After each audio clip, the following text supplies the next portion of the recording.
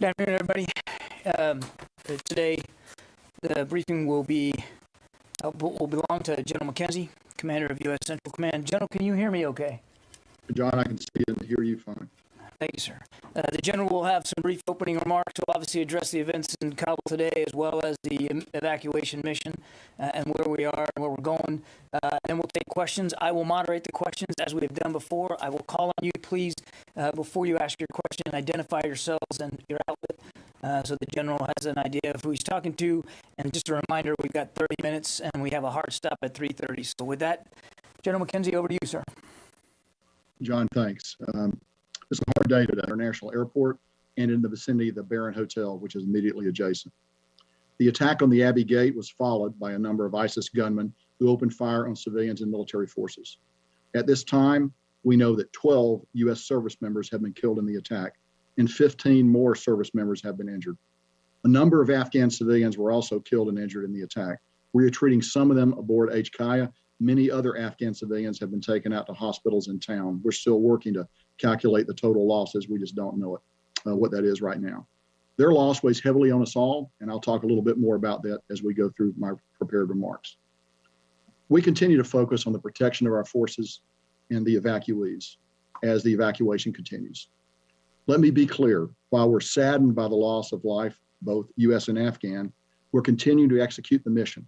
Our mission is to evacuate U.S. citizens, third country nationals, special immigrant visa holders, U.S. Embassy staff, and Afghans at risk. Despite this attack, we are continuing the mission. The evacuation at best speed, and as of today, we have approximately 5,000 evacuees on the ramp at H-Kaya awaiting airlift. Since August the 14th, we've evacuated more than 104,000 civilians from H-Kaya, over 66,000 by the United States, and over 37,000 by our allies and partners. And that includes bringing out about 5,000 Americans. As the Secretary of State said yesterday, we believe that there are about 1,000, probably a little more than 1,000 American citizens left in Afghanistan at this point. We're doing everything we can in concert with our Department of State partners to reach out to them and to help them leave, if they want to leave. And remember, not everybody wants to leave. Yesterday, we brought in over 500 American citizens. It would be difficult to overestimate the number of unusual challenges and competing demands that our forces on the ground have faced. The threat to our forces, particularly from ISIS-K, is very real, as we have seen today. I would also like to express the sense of profound pride I have in the creative, determined, and professional way that our forces have overcome those challenges and to deliver the results that we talked about in my opening portion of the remarks, the number of people that we've been able to extract from Afghanistan. It would also be remiss of me not to mention the tremendous contributions of our many coalition partners, and they stood with us on the ground at H-Kaya, and also the interagency and international partners who supported the evacuation. The many soldiers, sailors, airmen, Marines, and Coast Guardsmen who supported this operation downrange across the Central Command, the European Command, and the Northern Command areas of responsibility. Moreover, this evacuation could simply not have been done without the amazing flexibility of U.S. Transportation Command and the airlift provided by the United States Air Force. No other military in the world has anything like it. I'd also like to thank the host nations that have generously provided access to their facilities for the processing, the care, and the feeding of our evacuees. I also need to acknowledge the temporary suffering that some of our evacuees have had to endure. Please know that we continue to execute our number one mission, which is to get as many American citizens and other evacuees as possible out of Afghanistan. We also continue to expand the capacity at our intermediate facilities to ensure safe, sanitary, and humane conditions for our evacuees, while continuing to look for ultimate ways to expedite their processing and ultimate transfer to the United States or other destinations. I'd like to close out my remarks today by just taking a moment to describe the heroism that our Marines, soldiers, and sailors are exhibiting as they screen the people who are coming onto the airfield. This is close-up work. The breath of the person you are searching is upon you. While we have overwatch in place, we still have to touch the clothes of the person that's coming in. I think you all can appreciate the courage and the dedication that is necessary to do this job and to do it time after time. Please remember that we have screened over 104,000 people. Finally, I'd like to offer my profound condolences to the families of our servicemen and women and Afghan civilians who lost their lives today. We have put more than 5,000 U.S. service members at risk to save as many civilians as we can. It's a noble mission, and today we have seen firsthand how dangerous that mission is. ISIS will not deter us from accomplishing the mission, I can assure you of that. All Americans can and should be proud of the men and women of the armed forces who are facing these dangers head on, with their international partners and all our other friends that are with us. And we appreciate your thoughts and prayers for all our service members who are carrying on this mission today. John, I'm now ready to take questions. Thank you, General. We'll start with Lita. Thank you. General McKenzie, Lita Baldor with AP, thank you for taking the time to do this. Can you give us your assessment of the ISIS threat going forward? What are you seeing on the ground now? Does this cut the evacuation short, do you believe? And are people able to get onto the airport now? And then finally, the president has warned that any attacks against the U.S. would be answered. Will this attack be answered militarily by the U.S.? So a number of questions there. Let me try to take them in order. So first of all, the threat from ISIS is extremely real. We've been talking about this for several days. We saw it actually manifest itself here in the last few hours with an actual attack. We believe it is their desire to continue those attacks, and we expect those attacks to continue. And we're doing everything we can to be prepared for those attacks. That includes reaching out to the Taliban, who are actually providing the outer security cordon around the airfield to make sure they know what we expect them to do to protect us. And we will continue to coordinate with them as they go forward.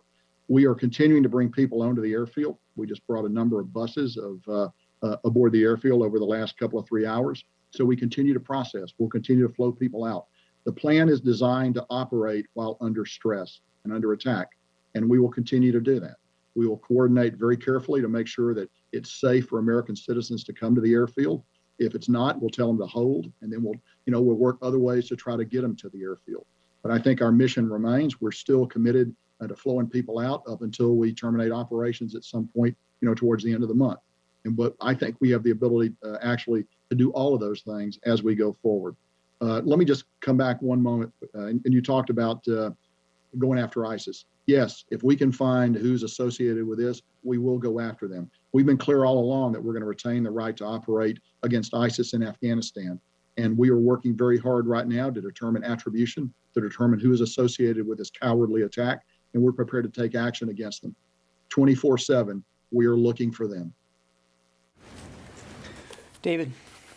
General David Martin with CBS. 27 casualties is a terrible number. 12 dead. Could you explain the circumstances of these attacks which resulted in such high casualties for the U.S.?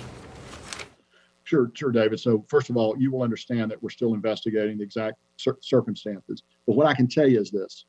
The attack occurred at a gate. And at a gate, we have to check people before they get onto the airfield. We have to ensure they're not carrying a bomb or any other kind of weapon that could ultimately make its way onto an aircraft. So that requires physical screening. You can't do that with standoff. You ultimately have to get very close to that person. So while the air base itself is surrounded with T-walls, we're well bunkered in. We've done a variety of things to protect ourselves. At these interface points, these gates where people actually come on the airfield, there's no substitute for a young man or woman, a young United States man or woman, standing up there conducting a search of that person before we let them on. Now, the Taliban have conducted searches before they get to that point, and sometimes those searches have been good and sometimes not. I will simply note that before this attack, we had passed 104,000 people through. So this attack is one too many, but we'll evaluate what happened. We'll find ways to always get better. But the key thing is you don't want to let somebody on an airplane carrying a bomb, because that could result in even massive loss of life if an airplane were to be destroyed. So you got to do the searches. We work with our Afghan partners on the ground, the NSU elements, to conduct those searches. But ultimately, Americans have got to be in danger to do these searches. There's really no other way to do it. And again, I cannot tell you how impressed I am with the daily heroism of the men and women that are out there doing this work. Typically soldiers, sailors, and Marines that are doing that work. And they're right up close to thousands of people that are flowing through the airfield. You've all seen the images. And to be able to get up and do it day after day, it's remarkable. And this time, it looks like Somebody got close to us. We'll find out why. We'll try to improve our procedures. It is 12 service members dying. Nobody feels that more closely, more directly than me and everyone else in the chain of command. And we recognize that we need to continue to evaluate our procedures as we go forward. At the same time, there's a tension there. We have to continue to let people own the airfield because that is why we are there. We're not there to defend ourselves. We're there to defend ourselves while we process American citizens first, but also the other categories of people that I've mentioned, get them to a place where we can fly them out into a safer, better future. So just to be clear, this suicide bomber was going through the gate, being searched, checked by U.S. service members when he detonated his vest? David, that would be my working assumption. I know this, he did not get inside he did not get on the installation. It was at the interface point where they try to come in where this attack occurred. And we just don't know more right now. We're gathering that information. As you will understand, we're investigating that. But right now, our focus really, we have other active threat streams, extremely active threat streams against the airfield. We want to make sure that we've taken the steps we need to take to protect ourselves there. So our focus is on that. Over the next few hours and a day or two, we'll learn a lot more about what happened here. And I'm sure we'll be able to share that with you. But right now, our focus is actually going forward, ensuring that another attack of this nature does not occur. Because as you know, typically the pattern is multiple attacks. And we want to be prepared and be ready to defend against that. Courtney. Can you, hey, General McKenzie, it's Courtney Kuby from NBC News. Can you tell us a little bit more about these extremely real additional threats from ISIS? Is it a concern about more suicide attacks? And also about some of the steps that you may be taking to mitigate future attacks? I mean, would it include putting U.S. troops or Marines outside the gates or outside of the airport for additional perimeter security? And then finally, with all of this, is there any discussion about sending any additional U.S. troops to Kabul airport for additional security measures?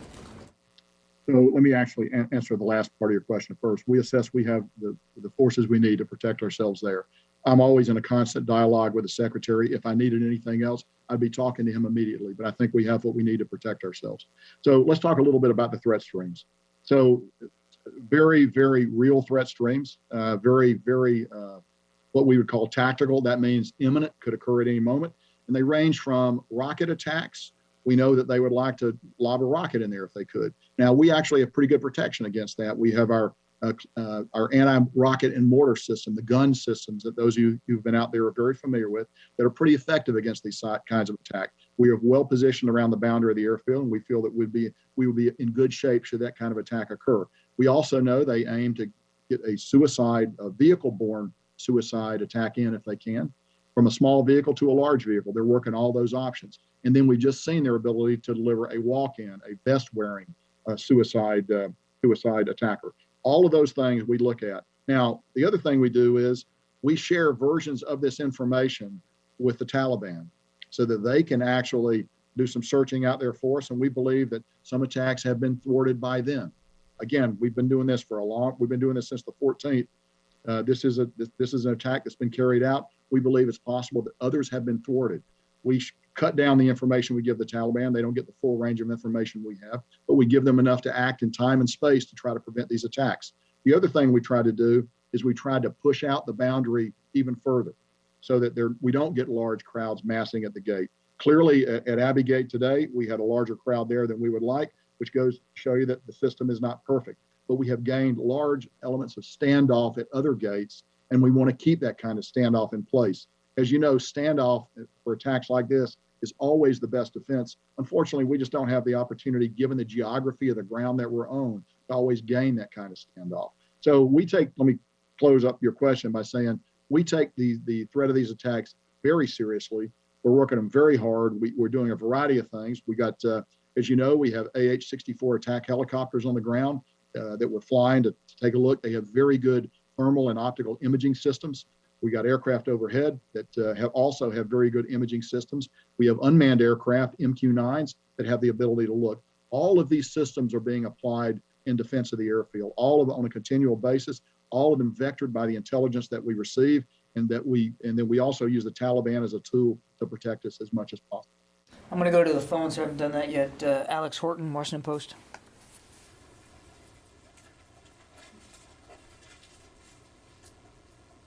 Alex, Alex, you there? Yep, just unmuting. Hey, General, this is Alex Orton with the Washington Post. Thanks for doing this. Can you give us a sense of where you are in casualty notification for these folks on the ground? How long you expect it to take, given that it's a large number?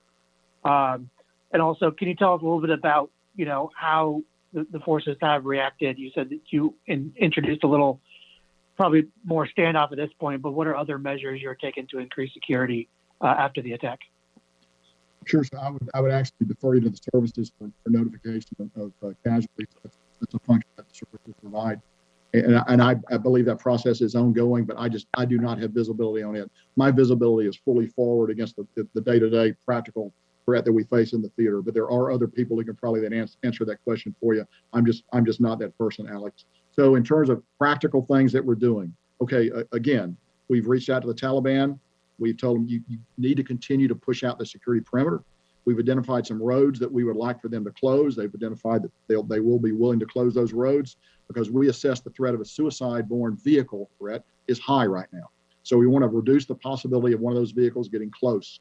And so we're actually moving very aggressively to do that. We talked a little bit about the overwatch that we have in place, but I'll review it again. We have our unmanned aircraft, our MQ-9s, and other unmanned drone systems that have very good optical and other means of looking down. So we look at what's happening around the gate. We try to identify patterns, and we got highly trained people that take a look at that. We also have our aircraft that we fly locally, the AH-64s that I mentioned a few moments ago, as well as other manned aircraft that come off the USS, off the carrier that we have off the Makran coast, as well as U.S. Air Force aircraft that we bring up from out of Afghanistan. Everything ranging from F-15s to AC-130 gunships. And as you know, the AC-130 gunship has a very highly capable targeting system, and it's also a very visible platform. And we know from long experience that visible demonstration of these kinds of ISR tends to dissuade the attacker because they know that if we can see them do it, we're going to strike them immediately. So we'll be prepared to do that should it become necessary to defend the base. We're looking very hard. We assess we are in a period of heightened warning right now, and we're working through that as aggressively as we can. Over. Gordon. Yeah, General, Gordon Wolf from Wall Street Journal. Can you tell us if you think that your recommendation for staying potentially after August 31st would change because of this threat stream? Or are you concerned about the threat stream? And also, the U.S. military and the Taliban have been coordinating very closely on various things. Do you still trust the Taliban, and is it possible that they let this happen? So as to whether or not they let it happen, I don't know. I don't think there's anything to convince me that they let it happen. As to whether or not I trust them, that's not necessarily that's a word I use very carefully. You've heard me say before, it's not what they say, it's what they do.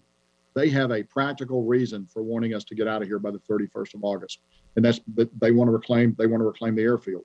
We want to get out by that day too, if it's going to be possible to do so. So we share a common purpose. As long as we've kept that common purpose aligned, they've been useful to work with. They've cut some of our security concerns down, and they've been useful to work with going forward. Now, long term, I don't know what that's going to be. I will tell you this: anytime you build a non-combatant evacuation plan like this, and you bring in forces, you expect to be attacked.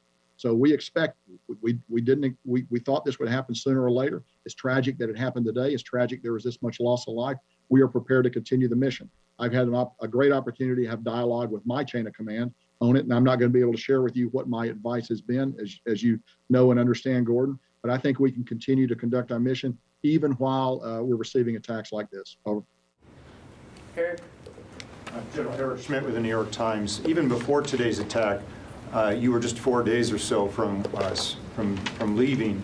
How soon will you have to start diminishing the evacuation flights, if indeed those can continue, to make space and time for the military retrograde, that is the withdrawal of the remaining troops there and their equipment?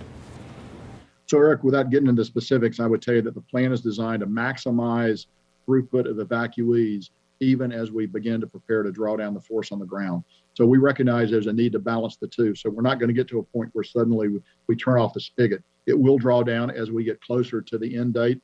It's not useful for me to share that date with you right now when we will begin to draw down those flights. but we will do it at some point. At the same time, I want to emphasize again, the plan is designed to maximize pushing people out, even as we reconfigure the force, continue to defend ourselves, and get ready to bring out our own equipment and ultimately our own military personnel. And General, if I could just follow up on that, will you have to also develop alternative routes beyond those that you already have to get the remaining Americans in Kabul who want to leave safely to the airport? So I would tell you that we have worked over the last week. We have brought in hundreds of Americans by working alternate routes to get them in, by establishing contact with them, by directing them down a steady different ways to get to the airport. Our task force, our JSOC element, does that on the ground very effectively in coordination with Admiral Vaisley, who's the overall commander there. So we continue to do that. That's not something that we're beginning now. We've done that all along, and we will continue to do that up until the last moment. Jennifer? General McKenzie. Jennifer Griffin, Fox News. Can you say, was there one or two suicide bombers at the Abbey Gate? And can you say for certain that it was a male bomber? And can you give us any more details about the second explosion that occurred at Barron Hotel? Was that a VBIED? Was that a car bomb? Or was that also a suicide bomber? Finally, there are State Department employees who are side by side with U.S. Marines at that gate. Were there any other U.S. citizens killed in the attack? And why were the Marines so close together that so many were killed in one strike? So we think one suicide bomb at Abbey Gate. Don't know if it was male or female. Just don't have that information. Don't know much about the second bomb except